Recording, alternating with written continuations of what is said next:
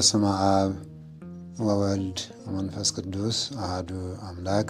የተከበራችሁ በዓለሙ ሁሉ ያላችሁ በኢትዮጵያ ኦርቶዶክስ ተዋሕዶ ቤተክርስቲያን እምነት ውስጥ የተካተታችሁ በአብ በወልድ በመንፈስ ቅዱስ ስም ተጠምቃችሁ ክርስቲያን የተባላችሁ ሁሉ በአምላካችን በእግዚአብሔር ፍጹም ሰላም እንደምን ከረማችሁ? እንደምን አደራችሁ? እንደምን አረፈዳችሁ? አምላካችን እግዚአብሔር በየጊዜው በየሰዓቱ ሁሉ ስሙ ይክበር ይመስገን። እመቤታችን ንጽሕተ ንጹሐን ቅድስት ድንግል ማርያም ክብር ምስጋና ይድረሳት፣ አሜን። አምላካችን እግዚአብሔር እንደወደደ በዚህ ሰዓት ስለ ደብረ ዘይት ወይም ስለ ምጽአቱ ጥቂት ወደ እናንተ የምናቀርበውን እንጀምራለን። እንደ እግዚአብሔር መልካም ፈቃድ ለዚህ የሚሆነን የትምህርት ርዕስ ይህ መቼ ይሆናል? የመምጣትና የዓለሙ ፍጻሜ ምልክቱ ምንድን ነው? ብለው ጌታችን ኢየሱስ ክርስቶስን ደቀ መዛሙርቱ ጠየቁት ይላል። ይሄ የሆነው ደብረ ዘይት በሚባለው በኢየሩሳሌም በሚገኝ ተራራ ላይ ደቀ መዛሙርቱን ጌታችን ኢየሱስ ክርስቶስ ወደዛ ወደ ተራራው ላይ ይዟቸው ወጥቶ ከዚያ በፊት ስለ መምጣቱ ስለ ዳግም ምጽአቱ እየነገራቸው እያስተማራቸው ሰንብቶ ነበርና በዚያው ርዕስ ላይ በመቀጠል ይህ መቼ ይሆናል? የመምጣትህና የዓለሙ ፍጻሜ ምልክቱ ምንድን ነው አሉት። የቅዱስ ማቴዎስ ወንጌል ምዕራፍ 24 ከቁጥር 3 ጀምሮ ተመዝግቧል። በደብረ ተቀምጠው ሳለ ደቀ መዛሙርቱ ለብቻው ወደ እርሱ ቀርበው እንዲህ አሉት ነው የሚለው። ንገረን፣ ይህ መቼ ይሆናል? የመምጣትህና የዓለሙ ፍጻሜ ምልክቱ ምንድን ነው? ይሄ ከትምህርቱ የተነሳ ሐዋርያትን ጥያቄ ፈጥሮባቸው መምህራቸውን ፈጣሪያቸውን ኢየሱስ ክርስቶስን የጠየቁት ጥያቄ ነው። ጌታችን ኢየሱስ ክርስቶስም መለሰ ይላል። መልሶ እንዲህ አላቸው፣ የሚያስታችሁ እንዳይኖር ተጠንቀቁ። ብዙዎች እኔ ክርስቶስ ነኝ እያሉ በስሜ ይመጣሉ ነው፣ ብዙዎችንም ያስታሉ። ማንም እንዳያስታችሁ ተጠንቀቁ። ብዙዎች እኔ ክርስቶስ ነኝ እያሉ በስሜ ይመጣሉ፣ ብዙዎችንም ያስታሉ። ከዚህም ጋር ተያይዞ የጦርንም ወሬ ትሰማላችሁ። በተለያየ ቦታ ጦርነት ይሆናል። በዚህ ቦታ ያለው ሕዝብ ወይም በዚህ አካባቢ ያለው መንግስት በእንደዚህ አይነት መንግስት ላይ ተነስቶ ጦርን አዘመተበት፣ ሰው ሞተ፣ ተተኮሰ፣ ደም ፈሰሰ፣ ሕይወት አለፈ የሚባል ወሬ ትሰማላችሁ። ምልክቱ ምንድን ነው ለሚለው ምላሹ ይሄ ነበር። ጌታችን ኢየሱስ ክርስቶስ አሁን በዚያን ጊዜ ብሎ ጌታችን ኢየሱስ ክርስቶስ አርቆ ሲናገረው የዛሬ 1517 የነበረውን ማለት ነው። በዚያን ጊዜ የነበረው በዚያን ጊዜ አሁን ሆኖ ስናየው ይኸው እኔ ክርስቶስ ነኝ የሚሉ መጥተዋል። በዓለሙ ላይ በአንድ ወቅት ላይ እኔ ክርስቶስ ነኝ ብሎ በአንድ ሀገር ላይ በባህር ላይ ሁሉ በመሄድ በምትሃት በባህር ላይ እየሄደ እኔ ክርስቶስ ነኝ ተከተሉኝ ብሎ የተወሰነ ሰዓት አጭበርብሯል። አሁንም ደግሞ ብዙ ክርስቶሶች ነንባዮች አሉ። እንዲሁም ደግሞ ብዙ ጦርነት አለ። ያን ጊዜ የተባለው ጊዜ አሁን ሆኖ እያየነው ነው ማለት ነው። አሁን ብዙ ጦርነት እየሰማን ነው በዓለሙ። እንደውም በዜና አውታር ላይ ከሌላው ከልማቱ ከሌላው ታሪክ ከመናገር ያለፈ በብዛት የሚነገረው ስለ ጦርነት ነው። እንዲህ አይነት ሀገር በዚህ አይነት ሀገር ላይ ተነሳ፣ ይሄን ያህል ሕዝብ አለቀ፣ እንዲህ አይነት ከፍተኛ መሳሪያ ወደዚህ አይነት ሀገር ተወነጨፈ፣ ተተኮሰ፣ እንዲህ አይነት ቦታ ላይ አርፎ ይሄን ያህል ሰዎችን ጎዳ፣ ይሄን ያህል ንብረት አጠፋ የሚባል ዜና ነው በብዛት የምንሰማው ማለት ነው። ስለዚህ ያ ጊዜ በክርስቶስ ወደፊት ርቆ ሲነገር የነበረው አሁን ሆነ ማለት ነው። ነገር ግን እናንተ ተጠንቀቁ ነው፣ አትደንግጡ። ፍጻሜው ገና ነው። ይሄ ብቻ አይደለም፣ ሕዝብ በሕዝብ ላይ ይነሳል። መንግስትም በመንግስት ላይ ይነሳል። ደግሞ ሌላው ምልክት ማለት ነው። ይሄም አሁን እየተደረገ ነው። አሁን እንግዲህ እኛ የምንሰብከው አሁን መኖሩን ነው። የክርስቶስ ፈቃድ ወይም ቃሉ የዛን ጊዜ ለሐዋርያት ምልክት ብሎ የነገራቸው በጥያቄያቸው መሰረት የተመለሰላቸው ምላሽ ዛሬ የዛን ጊዜ የተባለው ጊዜ አሁን መሆኑን ነው። ሕዝብ በሕዝብ ላይ ይነሳል፣ መንግስትም በመንግስት ላይ ይነሳል ነው። አዎ ሕዝብ በሕዝብ ላይ ተነስቷል። የአንድ ሀገር ሕዝብ እዛው ባለው በአንድ ሀገር ሕዝብ ላይ ተነስቷል። የእኛም ሀገር እንዲሁ ነው። የውጭ ጠላት አሁን ከቆመ ብዙ ጊዜ ሆኖታል። ገና ቀደም ባለው በእነ አፄ ኃይለ ሥላሴ ጊዜ የቆመ ነው የውጭ ጠላት እኛን መተንኮሱ። ነገር ግን የእኛው አገር እዚሁ በአንድ ሃይማኖት ውስጥ ያለ በአንድ አገር ክልል ካርታ ውስጥ ያለ ሕዝብ አንዱ በአንዱ ላይ እየተነሳ መንግስትም በመንግስት ላይ ይነሳል አለ። ይሄ ማለት የለም የእኛ አካባቢ ነው መንግስት ያለበት ብሎ ጦርነት ቀስቅሶ ያኛውን ገሎ አጥፍቶ የሚማረከውን ማርኮ እኔ ነግሳለሁ የሚለው ማለት ነው። ህዝቡም በህዝቡ ላይ ተነሳ ማለት ነው። የእኛ ሀገር ሲነግስ ነው ጥሩ የሚሆነው፣ በዚህ ቋንቋ ሲነገር ነው ነገሮቹ የሚሰለጥኑት በሚለው ነገር ላይ በመነሳት ወንዙን ራሱ እንደ አንድ ምልክት በማድረግ ከዚያ ማዶ የተነሳው እዚህ ማዶ ያለውን በመተንኮስ በመገዳደል ከባባድ መሳሪያ ከሀያላን ሀገር አምጥቶ በራስ ወገን ላይ በመጣል ብዙ ህዝብ እያለቀ ያለበት ሰዓት አሁን ነው። ህዝብ በህዝብ ላይ ተነሳ ማለት ይሄ ነው። ይሄ አካባቢ የኛ ነው፣ ለእናንተ አይገባም፣ እኛ እርሰነው ልንበላ ይገባል ብለው ህዝቦች በህዝብ ላይ ተነስተው ወረራ አድርገዋል። በእኛው ሀገር ላይ በተለያየ ቦታ ልዩ ቦታውን ለመጥቀስ አያስፈልግም፣ ምክንያቱም በዛም ቦታ ላይ ስላለ ማለት ነው። ይሄ እንግዲህ ጊዜው መድረሱን ነው የሚያስረዳው። መንግስትም በመንግስት ላይ ተነሳ፣ ያው እኔ ነግስ እኔ መንገስ ያለብኝ አንተ አትነግስም፣ እኔ የት ሄጄ እያለ ለራሱ የሚሆን ጦር እያዘጋጀ መዋጋት፣ ህዝብ ማስፈጀት ማለት ነው። ይሄ እንግዲህ ክርስቶስ ማንም እንደው ነቢይ እንኳን ያይደለ ሲሆን የነቢያትም ቃላቸው አይታበልም። ለምን? በክርስቶስ ገላጭነት የተነገረ ስለሆነ። የሐዋርያትም ስብከታቸው አይታበልም። ለምን? በክርስቶስ ገላጭነት የተሰበከ ስለሆነ። ነገር ግን የሁሉ ገላጭ የሆነ ራሱ እግዚአብሔር የተናገረው ደግሞ በፍጹም እንኳን ሊታበል ቀርቶ አንዱ እንኳን አይሻሻልም አይቀነስም፣ ሰዓቱም አይሻሻልም አይቀነስም፣ መድረሱ ግድ ነው ማለት ነው። በጣም የሚገርመው ነገር ግን መጽሐፍ ቅዱሱን ያን ጊዜ እያልን ስናነበው ቆይተን አሁን እኛ ላይ መፈጸሙ በጣም ያስደንቃልም ያሳዝናልም። ምክንያቱም የመከራ መፈጸሚያ መሆናችን እኛ የትንቢቱ መፈጸሚያ የጥሩ ነገር ያይደለ። አሁንም በነቢያት ጊዜ የነበረው ትንቢት ክርስቶስ እንደሚመጣ፣ ደግ ዘመን እንደሚመጣ፣ መከራውን እንደሚያርቀው፣ ከመከራው ከጨለማው እንደሚያወጣን፣ ወደ ደገኛይቱ ወንጌል ወደ መንግሥተ ሰማያትም እንደሚያገባን፣ ከሲኦል ነፍሳት እንደሚወጡ ወደ ገነት እንደሚገቡ፣ ከገነት ደግሞ ወደ መንግሥተ ሰማያት ለማስገባት እንደሚመጣ ደስ የሚል ነበረ የሚነገረው። አሁን ግን መከራ ነው የሚነገረው። ምክንያቱም እሱ ራሱ አምላካችን መድኃኒታችን ኢየሱስ ክርስቶስ መስቀሌን የመከራ መስቀሌን ተሸክሞ የማይከተለኝ ለእኔ ሊሆን አይችልም ብሏል። መስቀል ማለት መከራ ነው። ይህንን መከራ ያልታገሰ ማለት ነው። ይህን ታግሶ በእምነቱ ያልጸና ወደ መንግሥተ ሰማያት ሊገባ አይችልም ማለት ነው። አትደንግጡ፣ ነገር ግን ፍጻሜው ገና ይቀጥላል። እነዚህ ሁሉ አለ የምጥ የጣር መጀመሪያ ናቸው። የምጡ የጣሩ መጀመሪያ ናቸው። ያን ጊዜ ለመከራ አሳልፈው ይሰጧችኋል፣ ይገድሏችሁማል። ስለ ስሜም በሰው ሁሉ ዘንድ የተጠላችሁ ትሆናላችሁ። አዎ ብዙ አባቶቻችን በእኛው ሀገር ጠላት ሳይመጣ በእኛው ሀገር ሃይማኖቱ ከሃይማኖት ይበልጣል፣ አካባቢው ቋንቋው ከዚህ ቋንቋ ይበልጣል በማለት የአንዱ ቋንቋ ተናጋሪ የሌላውን ቋንቋ ተናጋሪ በሀገራችንም እየገደለ ነው። የአንዱ እምነት ተከታይ የሌላውን እምነት ተከታይ እየገደሉ ነው። ኦርቶዶክሳውያን በአሁኑ ሰዓት ምንም የደስታ ጊዜ የለንም።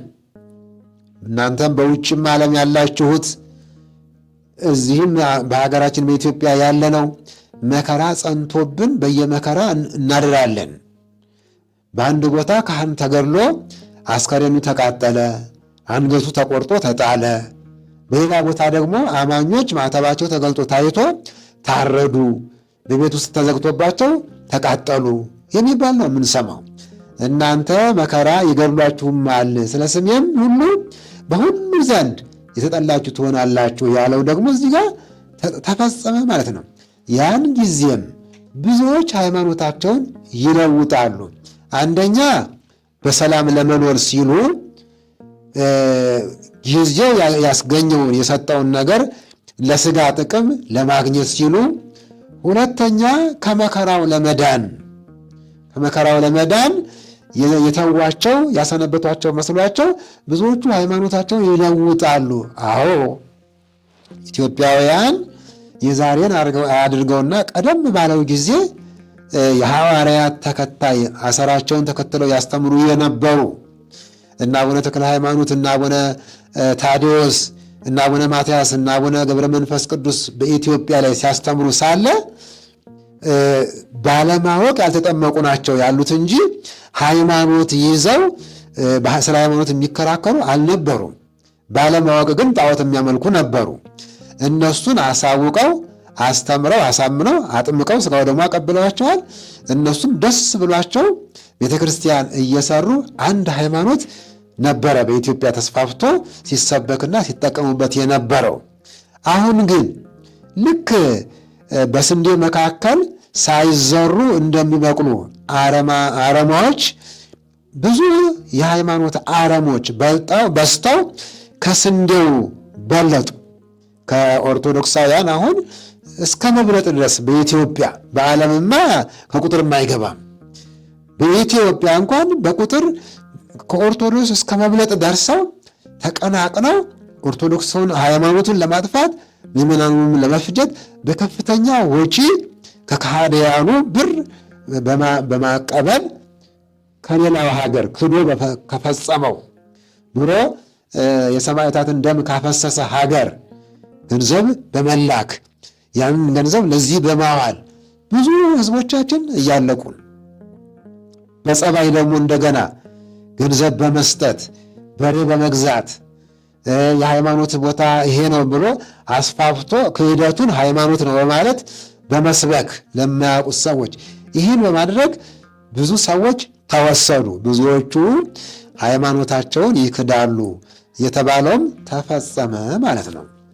አዎ እንግዲህ እግዚአብሔር አምላካችን ከዚህ አይነት ሁሉ ክህደት እንዲጠብቀን ነው በአንዲት ሃይማኖት ጸንተን የምንማረው ማለት ነው። እንደ ሃይማኖታችን እንደ መጽሐፍ ቅዱሳችን ሃይማኖት አንድ ነው፣ ጥምቀትም አንድ ነው፣ እግዚአብሔርም አንድ ነው። መከፋፈል አይቻልም። ከተከፋፈለ ምንድነው የሚሆነው? ክህደት ነው ማለት ነው። እንግዲህ ከዚህ ለመዳን ነው የምንማረው። ይችንም ቃል ወደ እናንተ የምናስተላልፍላችሁ እስካለን ድረስ እናንተም እስካላችሁ ድረስ እስከ መጨረሻው መጽናት ስላለብን፣ መከራም ቢሆን በመከራው ውስጥ መጽናት ስላለብን፣ ሞትም ቢመጣ እስከ ሞት ድረስ እግዚአብሔርን ባለመካድ ጸንቶ መኖር። አዎ አባቶቻችን እነ ቅዱስ እስጢፋኖስ በኢትዮጵያም ያሉት እና አቡነ ተክለ ሃይማኖት እና አቡነ ገብረ መንፈስ ቅዱስ ተገድለዋልም፣ በአጋንንትም ተደብድበዋል፣ ወደ እሳትም ተጨምረዋል፣ ወደ ገደልም ተጥለዋል። በብዙ የመከራ አይነቶች ፈትነዋቸዋል። እስከ መጨረሻው ስለጸኑ ግን እነሱ እውነተኛ ሆነው ስለሞቱ ቅዱስ፣ ቅዱሳን፣ ጻድቅ፣ ጻድቃን ተባሉ ማለት ነው። ቅዱስ ማለት የተለየ ማለት ነው። ከጣዖት የተለየ ከሌሎቹም ከላሉት የተለየ ጠባቂ የሆነ የሃይማኖት መሪ፣ በስጋ መጠቀሚያ ከሚደለሉትና ወደ ስጋ ካደሉት ሚዛን ከደፋባቸው የተለዩ ማለት ነው። ቅዱስ የሚለው ቋንቋ ልዩ ማለት ነው።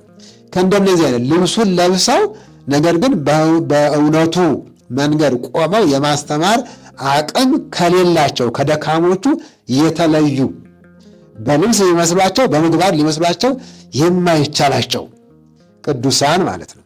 ጻድቃን ማለት ደግሞ በጣም የጸኑ ልዮች፣ እውነተኞች፣ እውነት ክርስቶስን ብቻ የሚያስተምሩ ማለት ነው።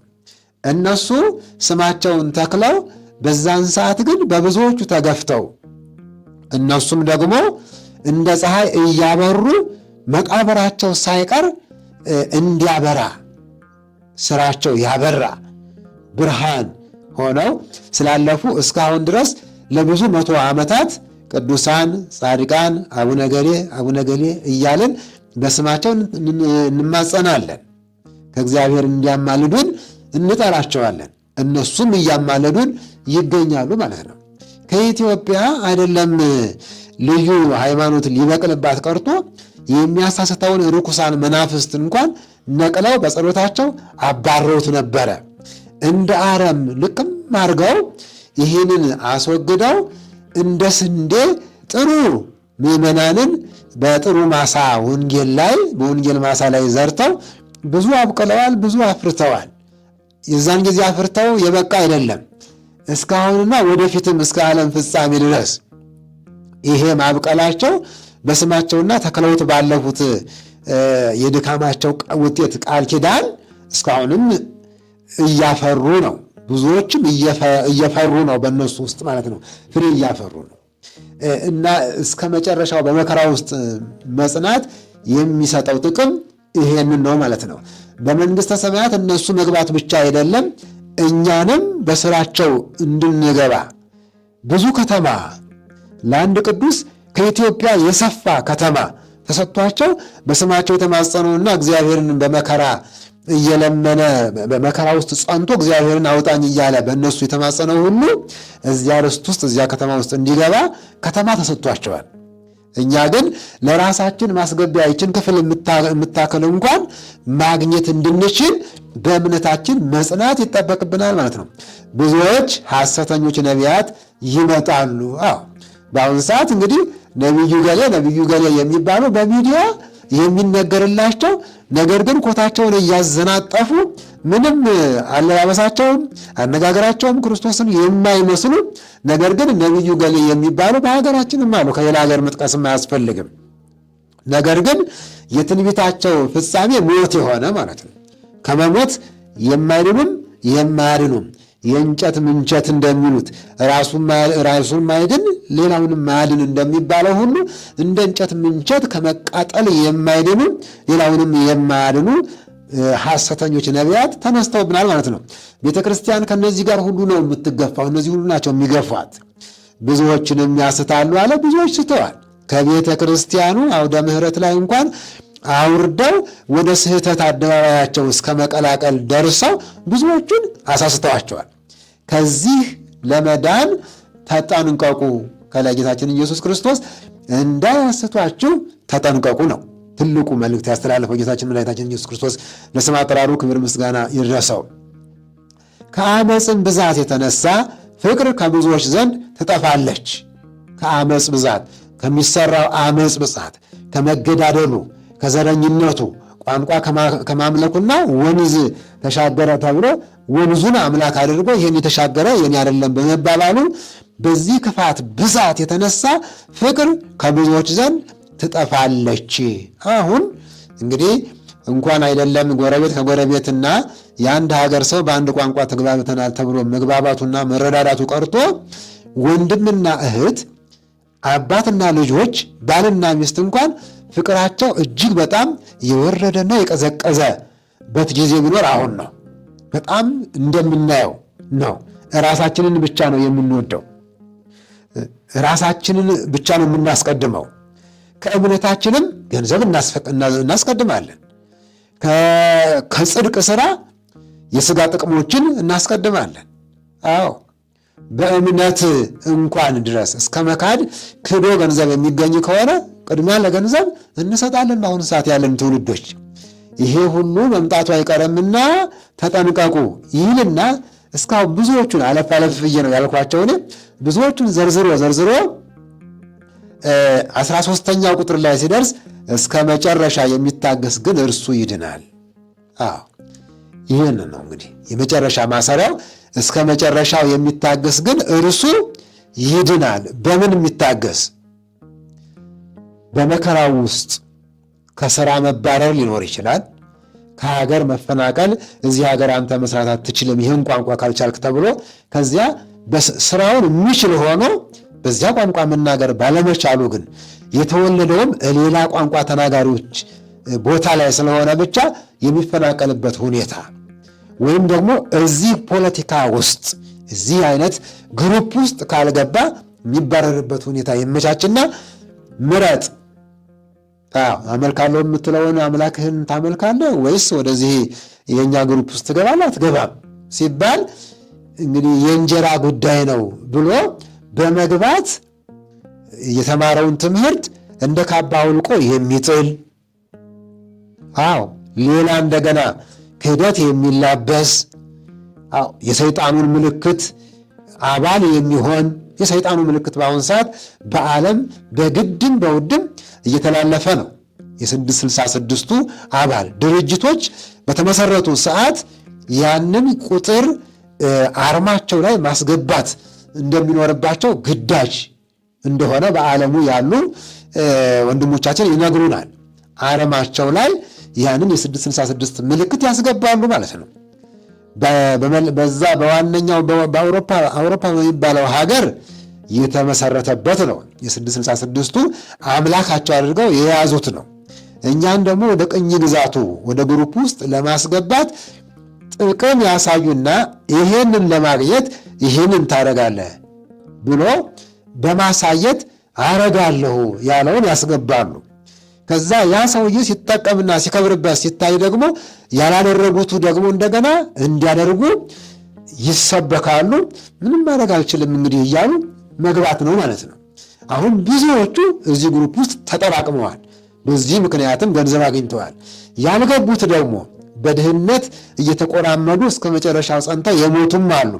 እነሱን ነው እስከ መጨረሻው የጸና ግን እርሱ ይድናል። መጽናት ነው የሚያስፈልገው። ምንም አማራጭ የለም። እስካሁን በምንም ግሩፕ ውስጥ በዲያብሎስ ግሩፕ ውስጥ በ666ቱ ግሩፕ ውስጥ ያው ምንም ስም ይሰጠው እንጂ የዲያብሎስ ግሩፕ ነው።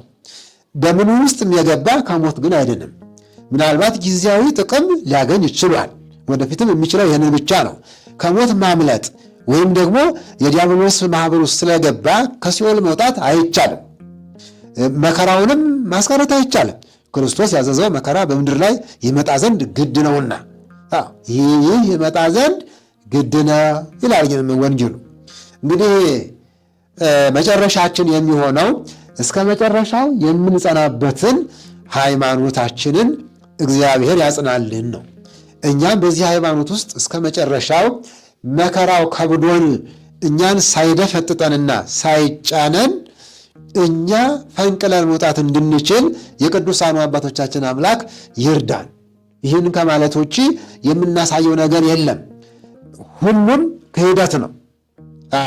ሁሉም ክህደት ነው። ለገንዘብ ብሎ ሃይማኖት መለወጥም ክህደት ነው። ለገንዘብ ብሎ ምልክቶችን ሰይጣኑን ምልክቶች መቀበልም ክህደት ነው። ለገንዘብ ብሎ እዛ ማህበር ውስጥ መመዝገብም ክህደት ነው።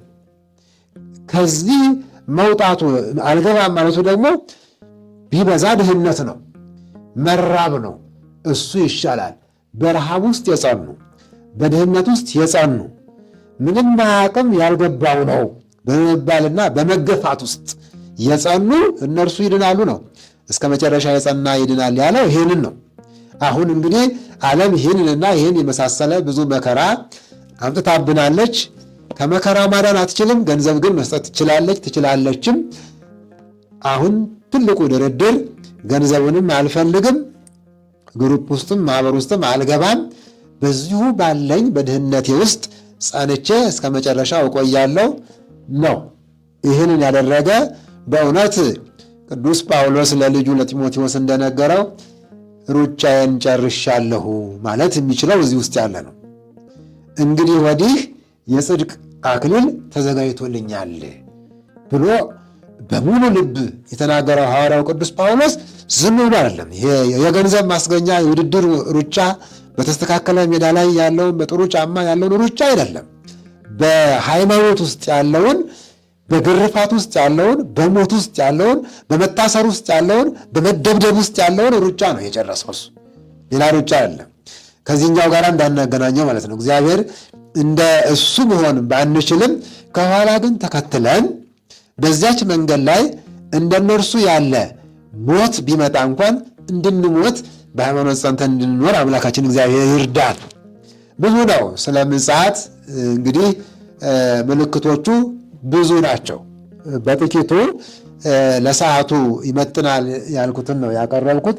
እግዚአብሔር አምላካችን እንግዲህ ሁሉም የተናገረው ሁሉ ተፈጽሟል።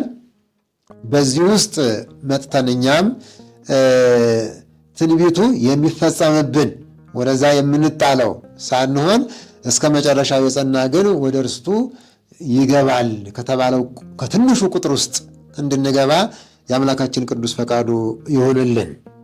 ወስብሐት ለእግዚአብሔር ወለወላዲቱ ድንግል ወለመስቀሉ ክቡር። ይቆየን፣ ተምረን የምንጠቀምበት ያደርገን።